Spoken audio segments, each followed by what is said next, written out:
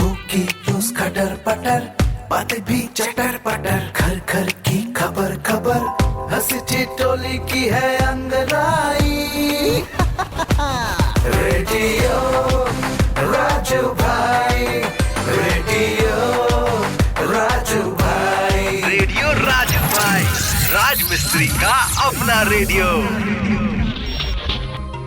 नमस्कार मेरे प्यारे राज मिस्त्री भाइयों, मैं हूँ राजू भाई, लेकर आ चुका हूँ आप सभी का पसंदीदा प्रोग्राम रेडियो राजू भाई, राज मिस्त्री का अपना radio, powered by UltraTech cement, देश का नंबर 1 सीमेंट। दोस्तों, शुरू करते हैं आज का प्रोग्राम आज के सुविचार से। और आज का सुविचार है कबीर जी का दोहा, धीरे धीरे रे मना, धीरे सब कुछ होए, माली सींचे 100 घड़ा, ऋतु आए फल होए। कबीर दास जी कहते हैं कि धैर्य रखें, धीरे धीरे सब काम पूरे हो जाते हैं, क्योंकि अगर कोई माली किसी पेड़ को 100 घड़े पानी से सींचने लगे तब भी फल तो ऋतु आने पर ही लगेगा। इसीलिए दोस्तों, बड़े बुजुर्ग कहते हैं कि बेटा धैर्य रखो, सब चीज सही समय पर ही होगा। दोस्तों, अब आगे बढ़ते हैं, दिल की बात करते हैं। और आज दिल की बात में मैं आपके साथ जिस पर बात करने वाला हूं वो है कि अपनी बुरी आदतों को कैसे छोड़ें। दरअसल क्या है कि हमारी आदतें ही यह तय करती है कि हम अपने जीवन में कहां तक पहुंचेंगे। इसलिए हर व्यक्ति को यह सीखना बहुत जरूरी है कि अपनी बुरी आदतों को कैसे छोड़े। आज जो भी व्यक्ति अपने जीवन में जहां कहीं पर भी है वो अपनी आदतों की वजह से ही है। अगर आपके अंदर ऐसी आदतें हैं जो आपको हमेशा जीवन में आगे बढ़ाने से रोकती है तो आप कभी भी अपने जीवन में आगे नहीं बढ़ पाएंगे। इसलिए अपने अंदर जितनी भी बुरी आदतें हैं उसको छोड़ें और उसकी जगह अपने अंदर ऐसी आदतों को लाएं जिससे आप अपने जीवन में आगे बढ़ पाएं। आज हम इस पर ही बात करने वाले हैं कि अपनी बुरी आदतों को कैसे छोड़ें। तो चलिए शुरू करते हैं। नंबर 1, स्वीकृति। पहला कदम अपनी आदतों को समझना और उसे स्वीकार करना, क्योंकि जब तक आप अपनी आदतों को स्वीकार नहीं करेंगे तब तक आप उसको बदल नहीं सकते। स्वीकार करना एक ऐसी ताकत है जो हमें अपनी दिशा से भटकाने वाली आदतों को पहचानने का साहस देती है, जिससे हम अपनी बुरी आदतों को बदल सकते हैं। जैसे मान के चलिए आपके अंदर ऐसी आदत है जो आपको हमेशा परेशान करती है और जिसकी वजह से आप अपना कोई भी काम नहीं कर पाते हैं, और यह आपको पता भी होता है कि इस बुरी आदत की वजह से मैं अपना कोई भी काम आसानी से नहीं कर पाता हूँ। जब आप यह स्वीकार कर लेते हैं कि इस आदत को बदलना मेरे लिए बहुत जरूरी है, नहीं तो मैं अपना कोई भी काम सही तरीके से नहीं कर पाऊंगा। किसी चीज को स्वीकार करना आपका अपनी आदत को बदलने का पहला कदम होता है। नंबर 2, लक्ष्य तय करें। अपनी बुरी आदतों को छोड़ने के लिए आप एक स्पष्ट लक्ष्य तय करें कि मुझे अपनी बुरी आदतों को क्यों बदलना है। एक स्पष्ट लक्ष्य हमें आगे बढ़ने की दिशा में प्रेरित करता है और इससे हमें एक ऊर्जा भी मिलती है कि मुझे अपनी आदत को बदलने से क्या फायदा होगा। जब हम किसी चीज को बदलने के लिए या अपनी आदतों को बदलने के लिए एक स्पष्ट लक्ष्य तय कर लेते हैं तो हमारा काफी काम आसान हो जाता है। ऐसा करने से हमारे दिमाग के अंदर एक सीधा संकेत जाता है कि इस काम को करना मेरे लिए कितना जरूरी है। इसलिए पहले यह विचार करें कि आपके अंदर ऐसी कौन सी बुरी आदत है जिसे आपको बदलनी है। फिर उसके ऊपर एक टाइमलाइन तय करें कि कितने टाइम तक आप अपना लक्ष्य तय कर लेंगे। फिर लगातार आप अपने लक्ष्य के ऊपर काम करते रहिए, जिससे आप बहुत जल्द अपनी बुरी आदतों से छुटकारा पा लेंगे। नंबर 3, नई सकारात्मक आदतें विकसित करें।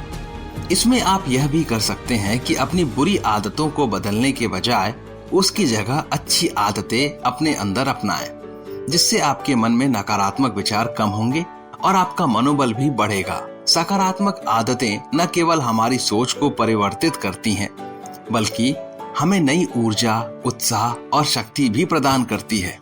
इसके लिए हमें अपने रोजाना के कार्य में सकारात्मक परिवर्तन लाना है और स्वस्थ आदतें अपनानी है। नई नई चीजें सीखनी है जो हमें सकारात्मक आदतों को विकसित करने में मदद करती है। नंबर 4, स्वास्थ्य की पर्याप्त देखभाल। बुरी आदतों को छोड़ने में सहारा मिलने के लिए अपने स्वास्थ्य का भी ध्यान रखें। नियमित व्यायाम, सही आहार, पर्याप्त आराम से आप अपने मानसिक और शारीरिक तंतुओं को बनाए रख सकते हैं, जिससे आपकी बुरी आदतों को छोड़ने में आसानी होगी।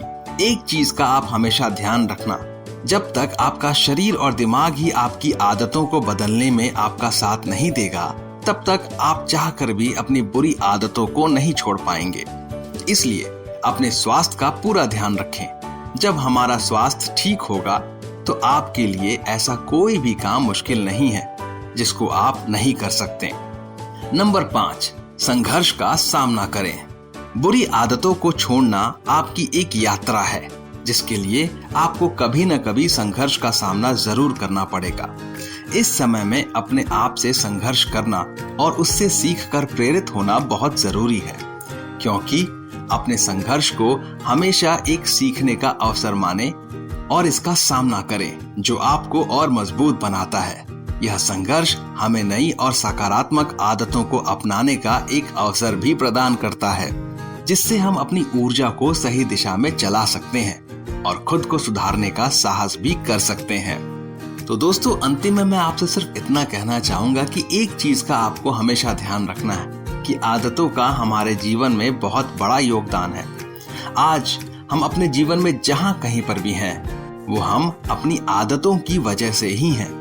हालांकि अपनी आदतों को बदलना इतना भी आसान नहीं है जितना हम सोच रहे हैं, लेकिन अपने लगातार प्रयास से इस चीज को हम बदल सकते हैं। तो उम्मीद करता हूं दोस्तों कि आप तहे दिल से अपनी बुरी आदतों को बदलने की कोशिश करेंगे। और यकीन मानिए, आपका दोस्त राजू भाई आपसे ये कह रहा है, यकीन मानिए कि जब आप सच्चे दिल से कोशिश करेंगे और सही तरीके से कोशिश करेंगे तो आप उसमें सफल जरूर होंगे। दोस्तों, अब आगे बढ़ते हैं, कहानी की तरफ रुख करते हैं और आज की कहानी है स्वामी विवेकानंद जी की कहानी। लेकिन उससे पहले दोस्तों, मैं आप सभी को याद दिलाना चाहूंगा कि केवल अल्ट्राटेक सीमेंट का ही इस्तेमाल करें, क्योंकि बढ़िया काम तो बढ़िया नाम। शुरू करते हैं स्वामी विवेकानंद जी की कहानी, और इस कहानी का नाम है स्वामी विवेकानंद और अंग्रेज। एक बार स्वामी विवेकानंद रेल से कहीं जा रहे थे। वो जिस डब्बे में सफर कर रहे थे, उसी डब्बे में कुछ अंग्रेज यात्री भी थे। उन अंग्रेजों को साधुओं से बहुत चिढ़ थी। वे साधुओं की भरपेट निंदा कर रहे थे। साथ वाले साधु यात्री को भी गाली दे रहे थे। उनकी सोच थी कि चूंकि साधु अंग्रेजी नहीं जानते हैं, इसलिए उन अंग्रेजों की बातों को नहीं समझ रहे होंगे। इसलिए उन अंग्रेजों ने आपसी बातचीत में साधुओं को कई बार भला बुरा कहा। हालांकि उन दिनों की हकीकत थी कि साधु अंग्रेजी जानते भी नहीं थे। रास्ते में एक बड़ा स्टेशन आया, जहां विवेकानंद के स्वागत में हजारों लोग उपस्थित थे, जिनमें विद्वान एवं अधिकारी भी थे।